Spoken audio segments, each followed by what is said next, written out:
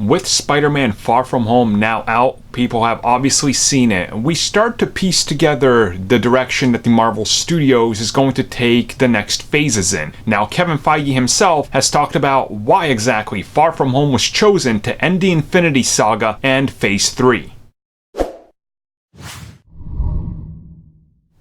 So it was one of those weird scenarios when it was announced that an Avengers film, again, would not end an entire phase. Now, people were obviously confused, but this is something that was generally not really unexpected, considering they did it with the second phase, with Ant-Man being the one that actually closes out the phase instead of Age of Ultron. Now, when it came to Ant-Man, you saw the pieces at play. Obviously, they wanted to set up that Ant-Man is important, that his film is going to be more important going down the road, that the character is important, and obviously the quantum realm was established. Now, watching Far From Home and listening to what Kevin Feige had to say, where he talks about the fact that Marvel Studios is approaching the end of the Infinity Saga with Far From Home, sort of an epilogue, if you will, to what happens in the rest of the MCU leading up to it. Now that you've seen the film, it makes a lot of sense, but also he said it's there to kind of lay the foundation. And now that you watch the film, you understand that what he's saying is everything changes from this point on. It's post-blip. Everybody's back. You know, we jump months ahead. We see that the world is moving on, how people are reacting to it, what's going on, where's the heroes, how kind of people aren't even aware of the Avengers. And at the same time, you have to approach this with the mindset that the Secret Invasion, or at least some sort of version of it, is somewhat playing into it. So when you line up all the pieces, you see that Peter Parker was literally one of the last pieces to enter the MCU as one of the youngest, and now he's going to be leading the charge going forward, at least when it comes down to the Earth side of things. So just by looking at it that way, we start to understand what they were planning and which way they're going. And certainly if you look at this just like Ant-Man, Ant-Man was the introduction of the quantum realm, like I said, which was very important considering Infinity War and Endgame are more or less the same film, you know, it's back to back. So the quantum realm was huge in Endgame. Now the Skrulls, Peter's identity being revealed, you start to really understand what they're saying here. And yeah, the world is forever changed, and this is why it ended the Infinity Saga, because it's setting up a new saga. Now, I don't know if that's going to be the Secret Wars or Secret Invasion or whatever it's going to be, but the pieces are there now.